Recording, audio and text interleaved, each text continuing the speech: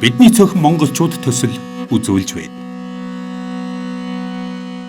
Төслийг хамтран хэрэгжүүлэгч Монголын үндэсний олон нийтийн радио телевиз. Төслийг хамтран хэрэгжүүлэгч Unitel Group төрүүлж алхам. Төслийг хамтран хэрэгжүүлэгч Мөнх Чулуун сан.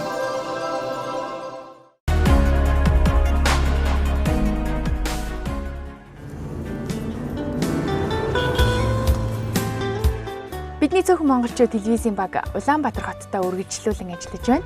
Хүний сэтгэлээс гарч сэтгэлд хүрдэг хөг аялгауг зохиож, ард түмэндээ дуу хор бэлгэлдэг эрхмийг Улаанбаатарын бахархал нэвтрүүлгээрээ онцолж байна. Зүрхнийхээ үгийг чамд хэлью.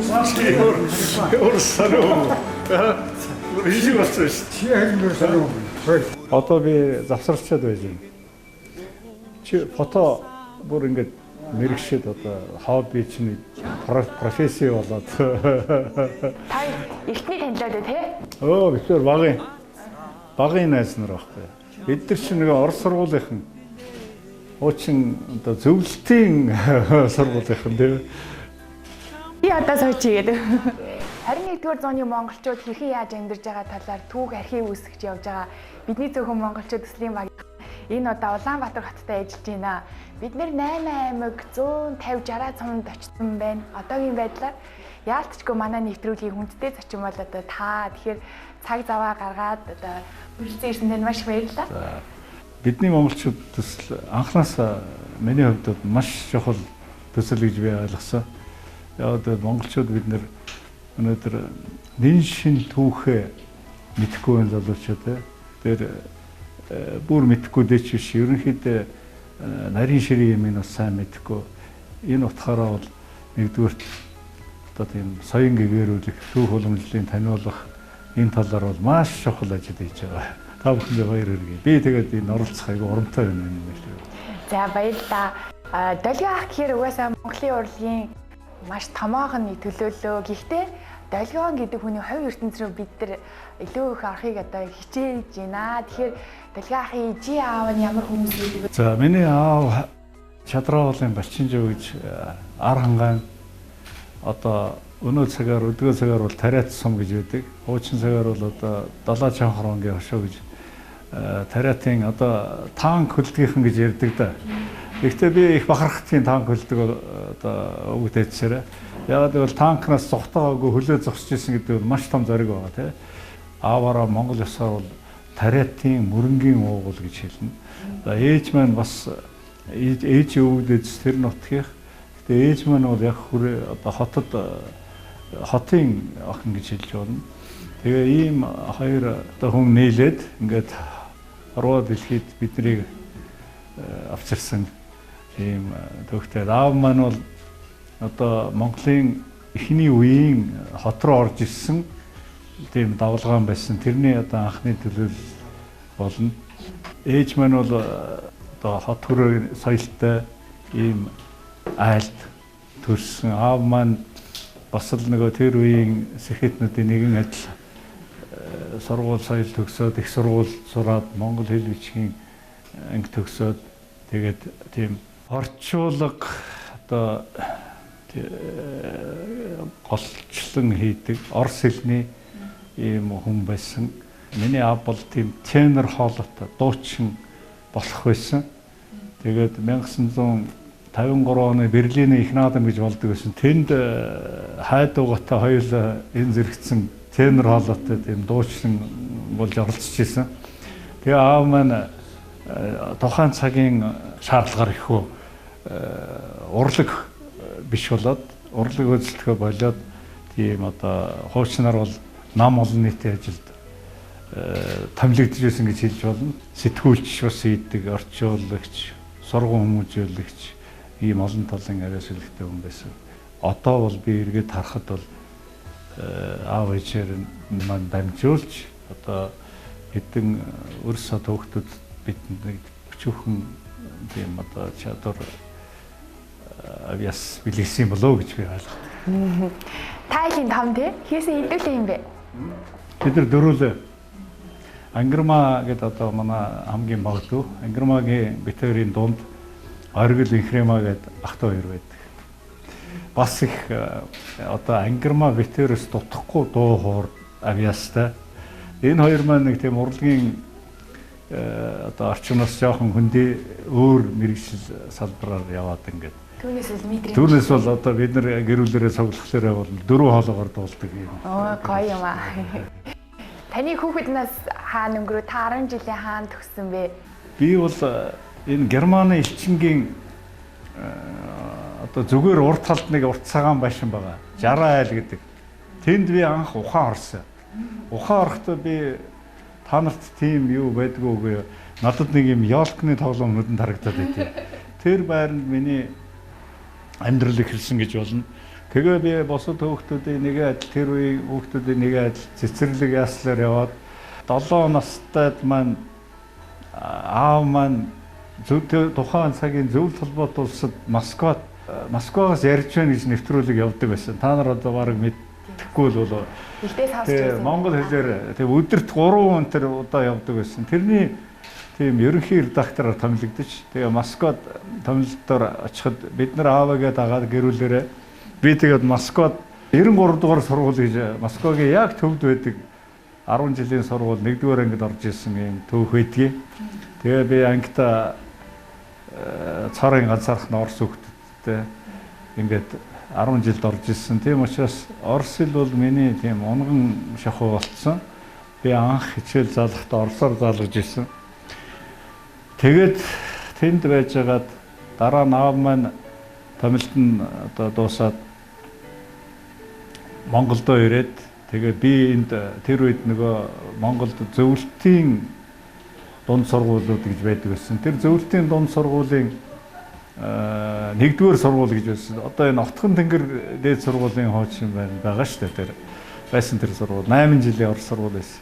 Яг замын эсрэг талд нь зөвлөлтийн элчин сайдын яам байсан. Одоо тэнд нь саяхнаас зөвлөлтийн худалдааны төлөөлөгчийн газар гэж байгуулагдчих. Дахиад байгуулагдчих тий.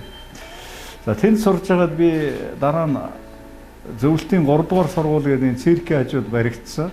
Циркийн хажууд баригдаад ашиглалтанд арай ороогүй байхад бид нар нэг 2 жил тэр зөвлөлтийн шийдлэхүүн соёлын төвийн зүүн талын дэнч дээрх 48 дугаар сургууль гэж одоо байна. Тэрний байранд бид нар 2 жил 9-р 8-9-р ангидаа сураад тэгээ 10 дугаар ангиа би циркийн хажуудлын зөвлөлтийн 3 дугаар дунд сургууль төгссөн.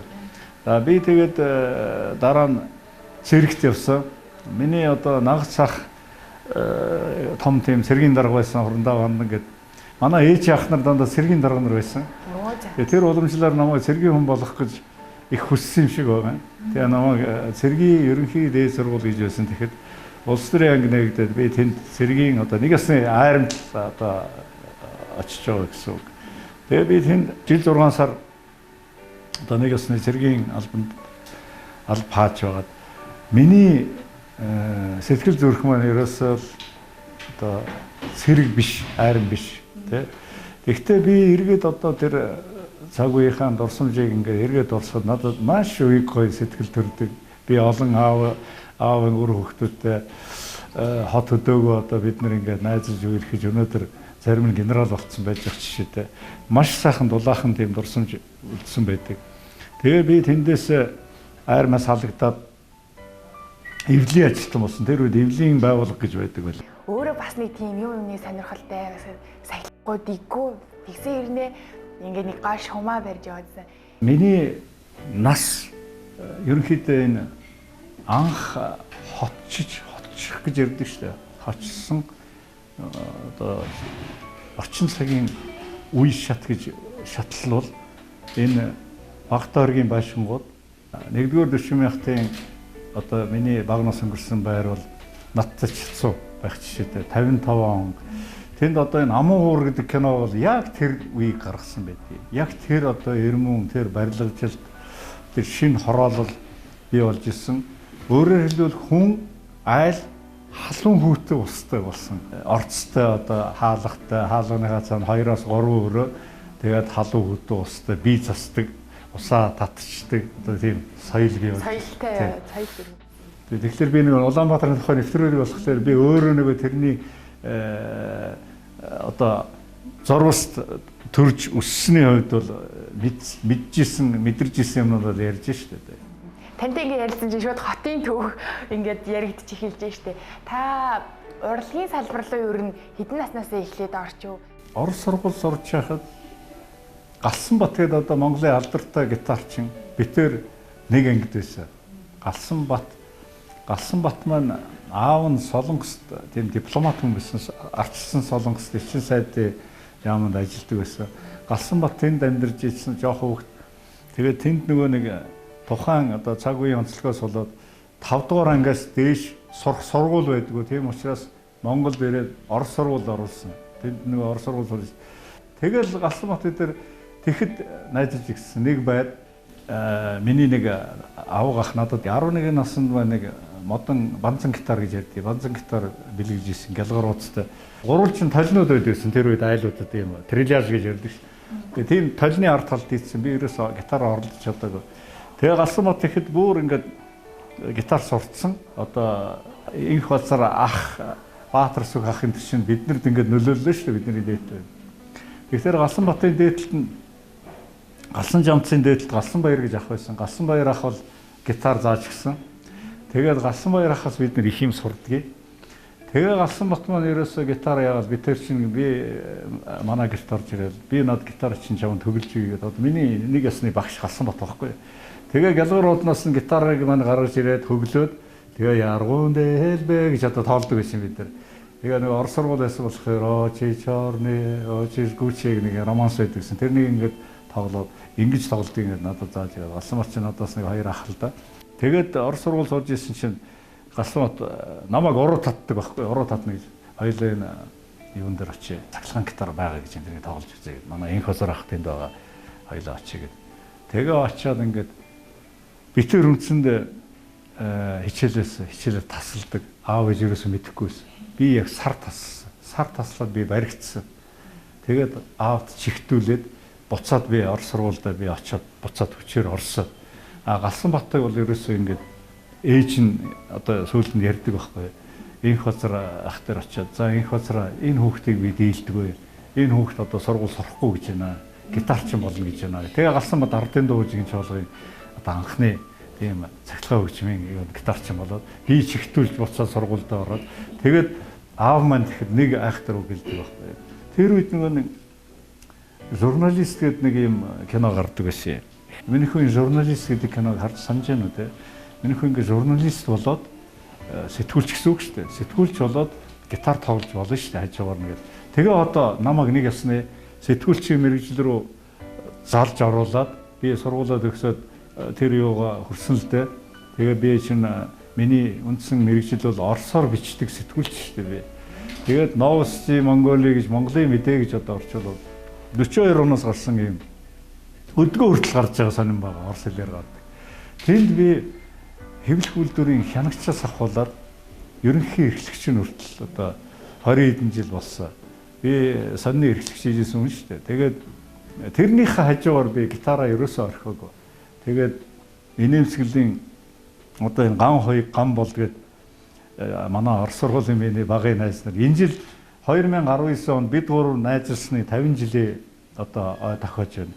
50 жилийн өмнө бид гурав нийлж одоо инээмсэглэл хамтлагийн суурийг тэр Орос сургууль тавьж ирсэн ийм түүхтэй.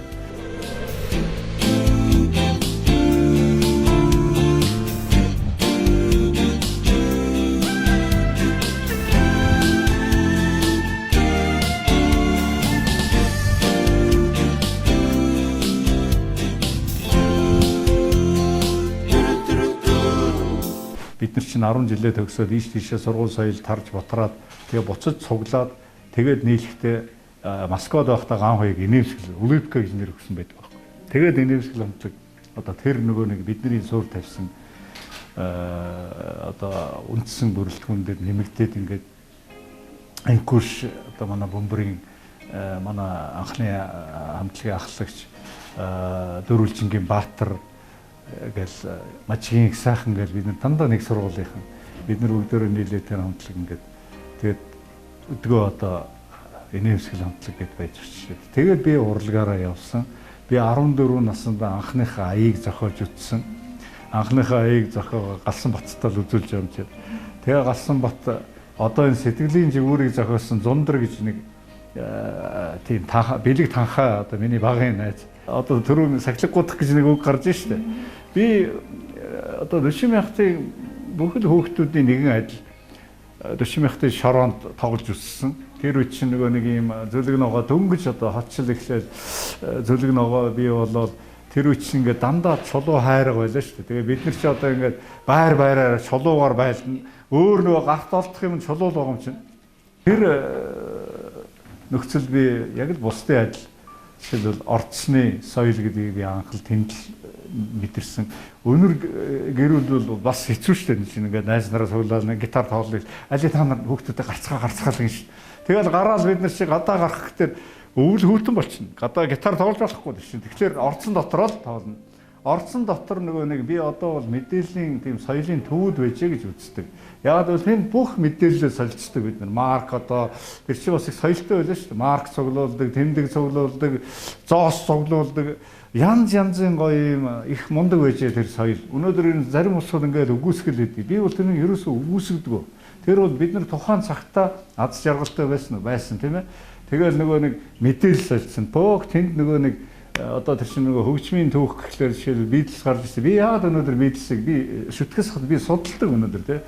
Яагаад бол бидний анхны тархин суусан тийм том мэдээлэл хөгжмийн тийм том мэдээллүүд нь Битлзээс явж байгаа шүү дээ. Elvis Presley одоо хийвч байдгийг. Орцсон дотор хуваалцахгүй бол сургууль дээр хуваалцсан гэж байхгүй шүү дээ. Сургууль чинь нөгөө тодорхой шалтгаанаар тийм юм ярьж болохгүй. Одоо хориотой гэж хэлсэн шүү дээ. Өнөөдөр хатуу яриул хаалттай байсан тийм манай тэр нэг. Тэгэхээр бид нар хаана яг тэр дундлын орон зайд л бид нар одоо хүн болж ирсэн тийм. Тэгээд тэр байранд тоглоно гэдэг чинь бас нэг асны жудаг бий болж ирсэн. Эр хүн болсон зодон цохон гарч ирсэн. Тэгэхдээ зодон цохон ямар байсан гэхээр өөр хүний ингээд нармагийн нээвэл тэгэл ялагдлаа гэж үздэг байсан. Бус нь тойроо зогсож идэг. Би одоо миний найз Зундар одоо хичнээн олон зодоо хийсэн миний нүдэн дээр тийм. Жүүдигийн өнөөдөр сэтгэлийн жигүүр бол ардын дуу болцсон л байж штэ.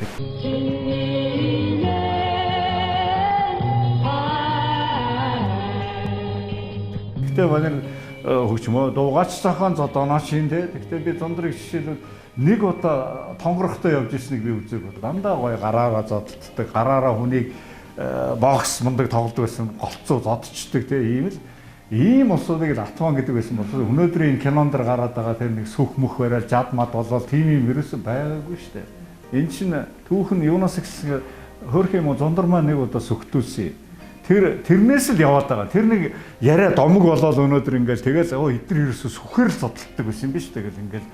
Тэгэхэд яасан гэхлээр нөгөө нэг одоо мунда дашаа энтрийн пүрвэ энтрийн бүлэг Зундар Галсан Бат Бацаан ихтер энтрийн бүлэг хоорондоо зодтол одоо 40 мянгатынхны хоорондоо зодтол тэгэл Зундар нь нөгөө дийлдгээрээ дийлж яваад хойноос нь хөөж яваад зүхтаагаад хин нэг ихтер гэдэг одоо талиас хэлэхэд гэрте ороо нөгөө жижигхэн тэр үеч нэг юм жижигхэн төлөө хагалж бас 100 галдаг байсан шүү дээ. Жижигхэн ийм сүх гаргаад өгцсөн нөгөө зүхтаахтай сүхээ шидсэн Зундрын тархийг онсон. Зундар тэгээд маш том гэмтэл аваад операц хийлгээд ихтэй босоод ирсэн. Би чангаас. Тэгэхээр тэрнээс нэг энэ нэг өнөөдрийн нэг хийгээд байгаа нэг цус урсгасан кинонууд байна шүү дээ. Энэ бол дэндүү чанга хийгээд байгаа байхгүй. Би тэгээ заримдаа ингээд шүүмжилдэг. Тэр үед одоо тэр үеийг та нар хийх гэдэг нь одоо жишээлбэл надаас энэ тэр зөвлөгөө аваа. Тэгээ байнга одоо зөвлөгөө авч байгаа. Юу өмсдөг байсан, ямар хэл яриагаар ярьдаг байсан. Би тэрнийг юуг хэлэх гээд байна. Тэр нэг байрны ахгүй тэр соёл шүү дээ. Тэр чинь хүний өнөөдөр их жудагтай болгосон ийм түүх байдаг шүү. Өнөөдөр яагаад энэ хэдийгээр 40 мянгатынхан муусан 40 мянгатынхан гэж ярьдаг боловч 40 мянга дотор болно шүү дээ. Сайн ч юм хамгийн сайн юм их байсан, хамгийн муу ч юм байсан. Ерөөсө хаач тийм л байдаг шүү дээ. Эцээс надтай нэг хүн хүртэл мэтгэлзээд энэ хөгжмийн тухай одоо дээр үед ярьж ирсэн шүү дээ. Та ингээд энэ орчин цагийн хөгжим орцсноос гарсан гэж яриад их доошоо ороод байна гэж. Би тэгэхээр үгээ доошоо орохгүй биш. Өөрөө зүгээр орцсонд гитар тоглож үзээгүй учраас ийм юм яриад байна гэх тээ. Тэгэхээр энэ чинь өөр асуудал байгаа. Өөрөөр хэлбэл тэр соёл бол тэнд бий болж ирсэн үү? Болж ирсэн. Тэр орцоор дамжсан үе түн монголчууд бидний нэг хэсэг л байгаа шүү дээ, тийм ээ. Хотын монголчууд гэж тийм.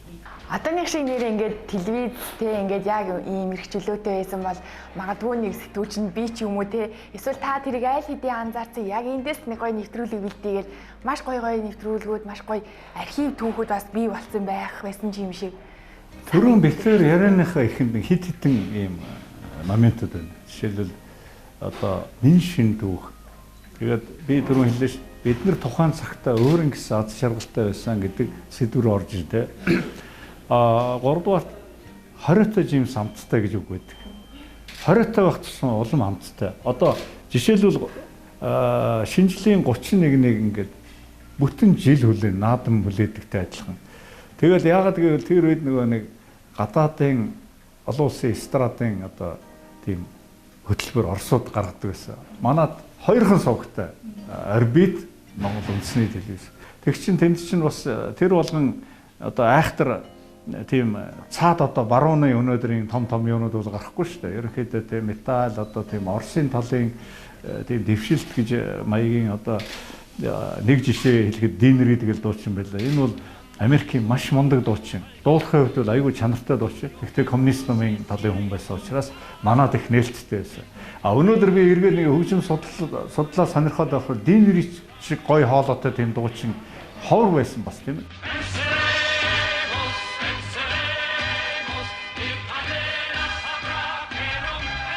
Динерид Монгол ирж исэн санаас. Динеридийн жорлон гэж төртөл байдаг шүү дээ. Одоо энэ байсан энэ телевизийн хашаан дотор тэр үуч нөгөө нэг бодсон жорлон байгаагүй Динеридэд зориулж нөгөө нэг юм Монгол маягийн жорлон барьж исэн юм төв байдаг байхгүй.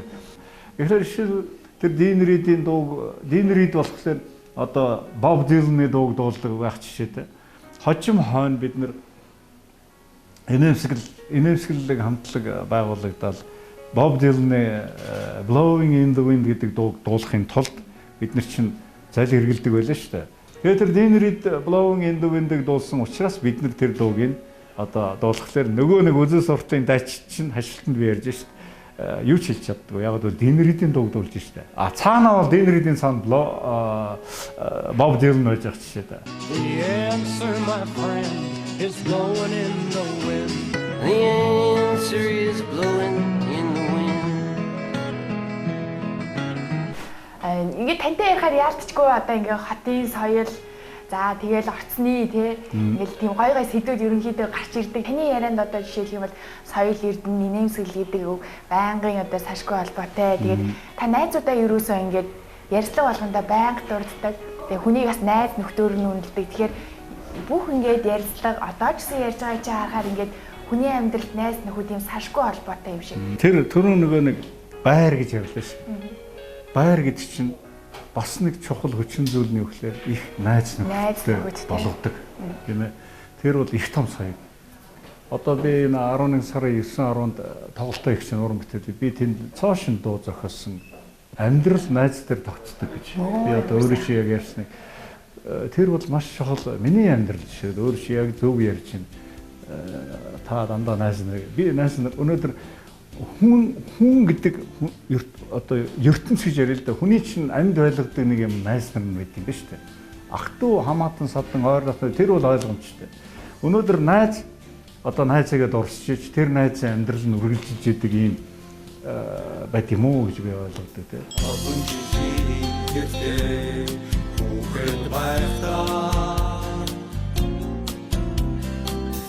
Бид танилцаж найз болсон олон жилийн тэвдээ сурагч байхдаа бид гитар тоглож сурсан амьдрал хайр дээр тогтдог гэж үнэ амьдрал найз дээр тогтдог гэж бас үнэ 70 онд соёл эрдэнэ одоо улсын төрийн бодлогоор ийм Beatles маягийн хамтлаг Монголд байгуулагдсан. Өөрөөр хэлбэл 3 гитар, бөмбөртэй, за тэгээд клавиш гэж юм. Энэ Лодо Дамбоо гэж их том саруул ухаантай том зохиолч байсан байгаа. Лодо Дамбоо энэ улс төрийн товчоо энэ хамгийн дээдлийн Цэдэнбал даргын хэмжээнд ярьсан юм түүх байдгийг. Энэ Англид өнөөдөр ийм хөөрхөн дөрвөн залуу одоо цохнууд гэж ярьдаг ийм дөрвөн залуу маш их шуугинд тарьж байна дарга тийм ээ одоо энэ дэлхийд даяар боо юм болж байна. Энэ тухай гэрчилсэн Майдер гэдэг хүн надад ярьж ирсэн байхгүй зөв.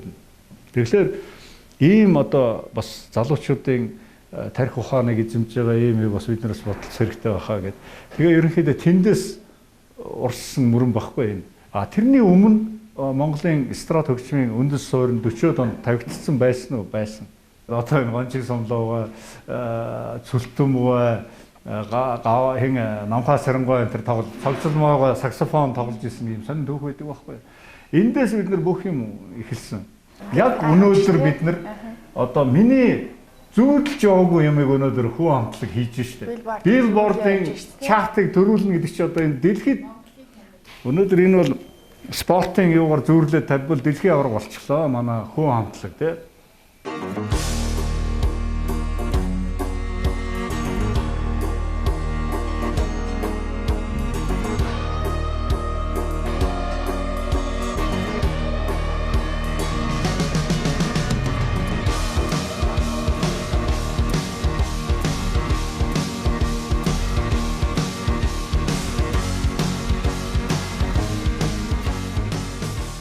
За энэ бол тэр дөрвөн залуу арт талдан тоглодог дөрвөн Даскагийн маань одоо асар том гавья. Зүгээр зөвхөн рок поп гэлтгүй Монголын нэр хүндийг өнөөдөр ямар төвшөнд гаргаж ирж байна тий. Одоо Грэмиг аавна би баталгаатай та нар сүлд нь энэ далгаах ингэжсэн шүү гэдэг тий. Грэми авлаа энэ олимпийн авраг болох юм байна. За яа. Тэгэхээр өнөөдөр би зөвхөн энэ бахархалтай одоо ийм жишээгээр өнөөдөр рок поп урлаг ямар хэмжээнд байгаа юм бэ гэдгийг л тайлбарлажмаар байна тий. Та одоо яг орийн сандаа хэр олон аядан зохио? Би нэг 200 дуу зохиосон байдгийг. Хүн ингээд аливаа юм дээр нэг юм бүтээгээ зохиочлоо гэхэлэр хүний аз жаргал юу гэхэлэр тэрнийг одоо ичээ хорлоо сонсоолоод ичээ хорлоо таалагдж гэнэ үгүй юу гэдгээс би одоо кайф авдаг байхгүй. За хэрвээ алга ташвал ямар гоё миний дууг ингээд зөвшөөрж штт тий.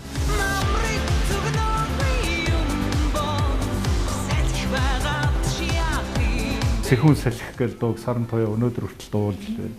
Энэтхий хүн гэж дуулж байна. За миний одоо Учрлын блюз гэж одоо би энэ концертыг тэгж нэрлэлээ.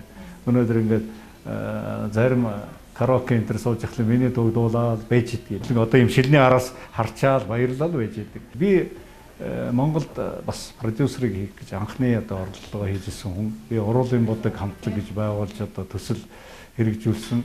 Тэгээ би нөгөө нэг тэгч нөгөө нэг 90 онд ингээд зах зээл рүү энэ урлагч ингээ хаягдлаа штэ.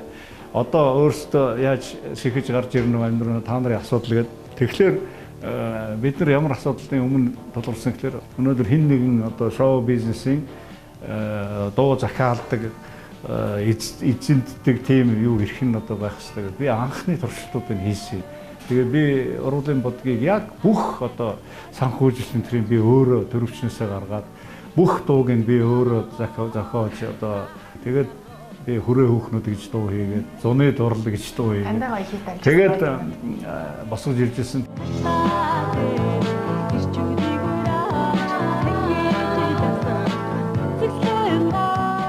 Таны тоглолтын дээр нэр оруулах цуглж дуулах гэж байгаа шүү дээ. Наачстай үнэхээр гоё сюрприз байна. Зарим нь гадаадд байна, Францад байна, дээгээ Солонгос байна, ирэх одоо эрч нодод тийм сюрприз барих юм гэсэн шүү дээ.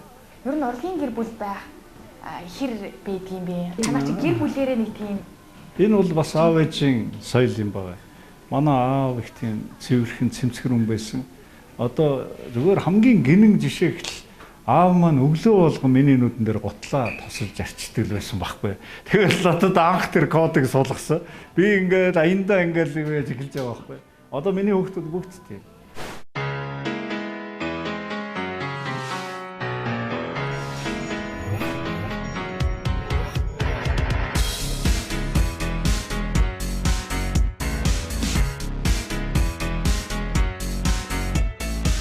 Дараа нь би хань ижилтэй бол миний хатам аа өөрөө ингээл өмдөө эндүүд доктор Сэрвэж гэж бас гоё тийм цэмцгэр цэвэрхэн хүн байсан. Ээж маань их тийм цэвэрхэн одоо байсан. Энэ бүхэн ингээд хүмүүжлэлд нөлөөлдөг байна л да. одоо энэ суур хүмүүжил гэж би их ярих дуртай байгаа сүүлийн Монголын соёл гэдэг бол суур хүмүүжлээс явж явах хэрэгтэй. Одоо ялангуяа охид бүсгүүчүүд айгүй чухал. Өнөөдөр хүн хорвоод мэдсэн төрснөөс ухаан орхлоор хамгийн түрүүнд тарчж байгаа хүн ээж нь шүү дээ. Ээж хамгийн зөв анхных нь одоо үр шимийг суулгаж өгөх ёстой гэж би ойлгож байгаа. Ер нь Монголын уламжлал тийм байт юм байлээ. Одоо манай үзэгчид бас яг танаас асуугаарэ гэж яг бодож байгаа. Ялангуяа бид нэр их тийм хөдөө орон нутгаар явдаг ийм төслийн багийн одоо хүмүүс байгаа. Тэгэхээр манай дарга хүртэл өөрөө ярьжсэн л да. За тэр долгион одоо их хотынхан гэж их тэгж ярьдаг хүн байгаа юм. Ер нь хөдөөнийхэн хотынхан оркууд гэж яриад идэг. Энэ ер нь ямар оркууд гэж би яриаггүй шүү. Та энэ дээр бас биднэрт тайлбар өгөөч. За энэ бол надтай одоо таарсан сэтгүүлч болгоны хамгийн их ярьдаг асуудал. Учир нь юу гэвэл миний анх хотын соёл, хотын хөгжим гэдэг одоо томьёоллуудыг ил дуурсан хүн учраас их анх их гал одоо өөр дээрээ татсан гэхүү дээ.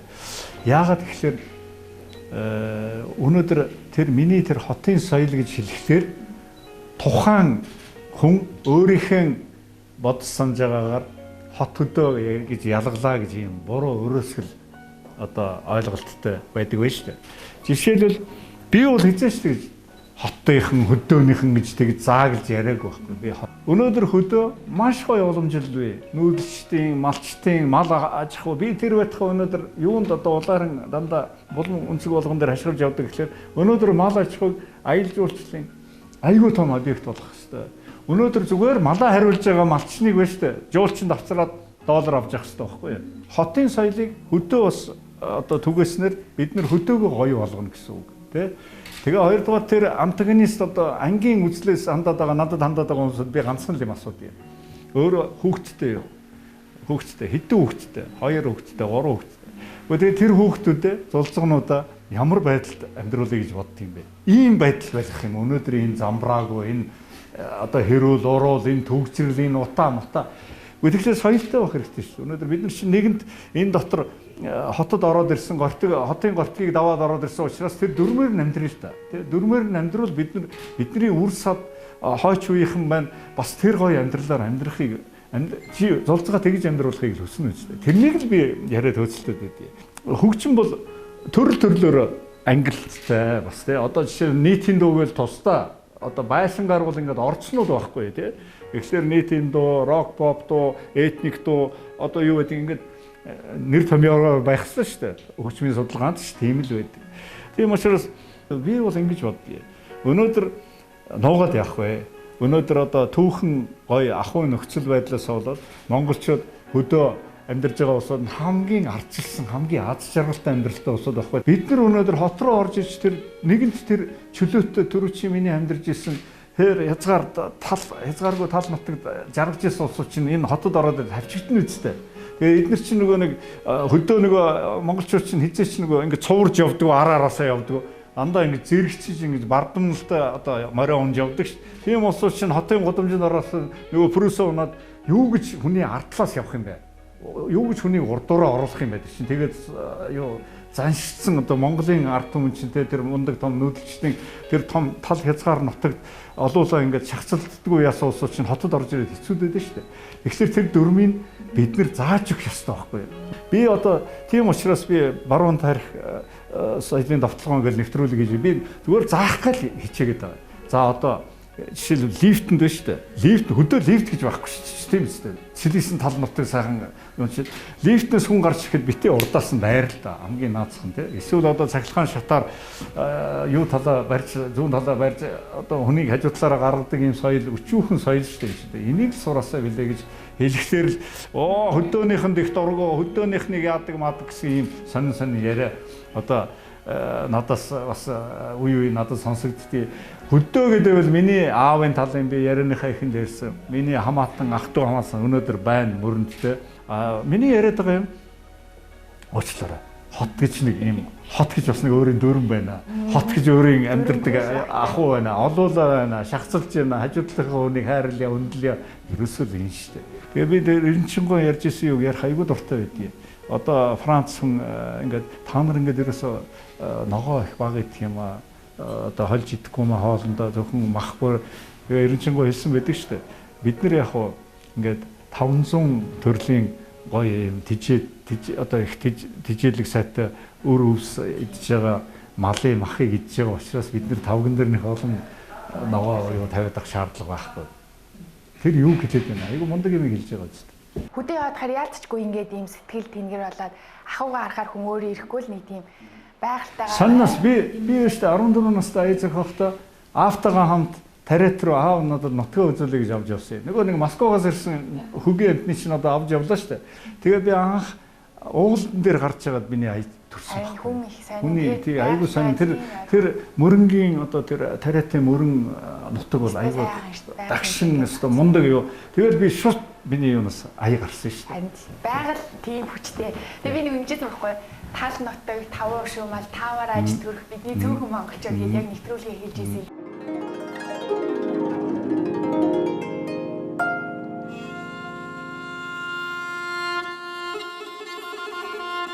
Тал нутаг 5 шуумал 5-аар аж төрөх бидний цөөхөн монголчууд Төв Азийн цээжинд оршдог.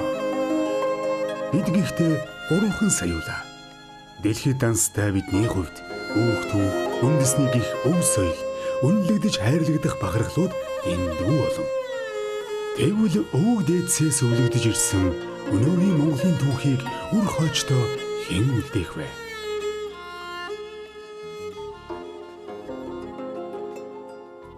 Ингээд танаа одоо үр хүүхдүүд нь аавын юм сайхан урлагийн имийг авах хүүхдүүд байна уу? Миний том хүү Тэнүүн Швед улсад амьдардаг. Одоо бидний монголчуудын нэг л хэсэг шүү дээ бас тэнд.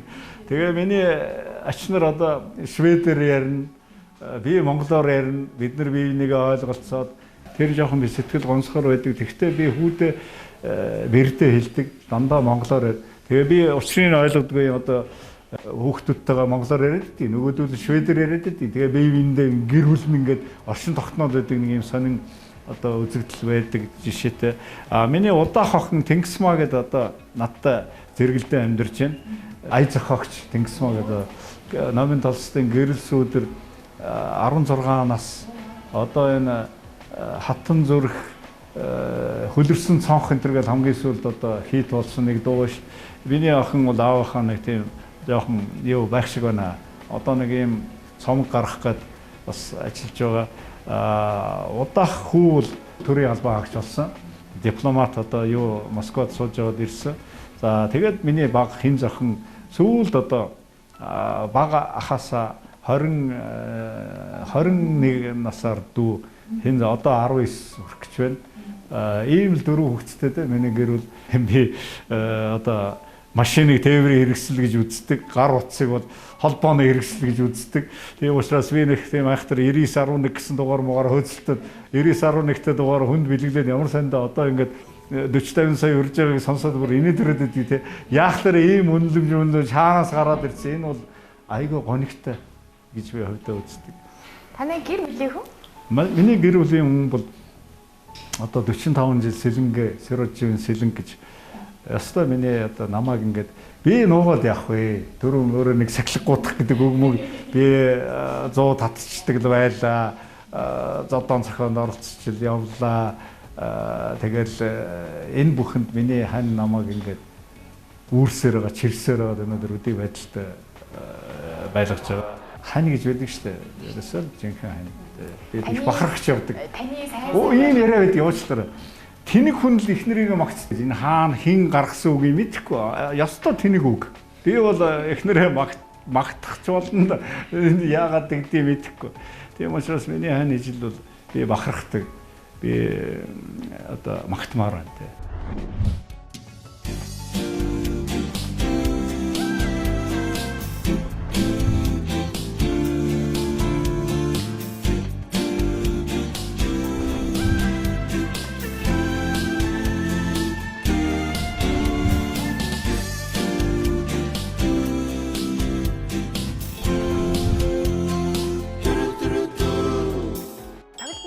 Яг эдэн сарын 11 сарын 9-10-нд корпорат болох юм.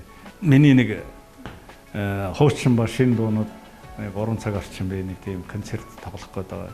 Тэгээ би нэг бидний монголчуудынхантай хандаж нэг үг хэлмээр байна. Бидний монголчууд хот хөдөө яах вэ? Хэдүүлээ сайхан эв найртай бие биенийг хайрлж хүндэлж одоо мэддгүүдээ зааж тэ нэрлэхэлгүй тэгээ бүгдөө хот хөдөө гэхгүй сайхан соёлтой болъё л гэж одоо хүсмээр байна.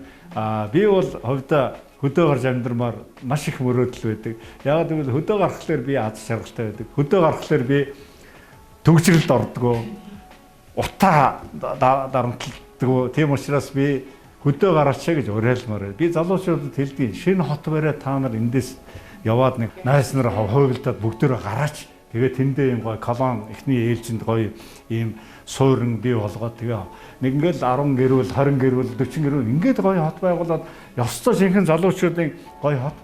Санаас би сүүлийн үед театр буулгахтай эсрэг их тэмцэж байна. Тэр гоё театрууд тэр хоттой барих хэрэгтэй шин. Амар гоё contemporary одоо орчин үеийн дизайнтай театр матраа ёстой. Хэдийг л бол барина. Энэ хуучныг нурааж хэрэггүй шин. Энэ хуучин нураа бол бидний монголчуудын түүх алга болно. Яг үнэ. За ингээд нэвтрүүлэгтээ хэлсэн танд маш их баярлалаа. Манай Улаанбаатарын бахархал нэвтрүүлгээд за Монгол Улсын урлагийн гавьяа зүтгэлтэн ая зохиогч продюсер Далгин ах маань бидний сонирхолтой сайхан ярьцлага өргөнүүлээ. Дараагийн Улаанбаатарын бахархал нэвтрүүлэг хүртэл түр баяртай үзэгчтэй. Улаанбаатар хотын хүн ийм л байх ёстой гэдгийг өөрөөрөө үлгэрлэн яваа ая зохиогчийн маань тоглолт удахгүй болох гэж байна. Нийтгэр тоглолт болох нь дамжиггүй. Бидний цөөхөн монголчууд телевизийн уран бүтээлчид Улаанбаатарын бахархал нэвтрүүлгээрээ Монгол Улсын урлагийн гавьяа зүтгэлтэн ая зохиогч Далгиныг онцоллоо.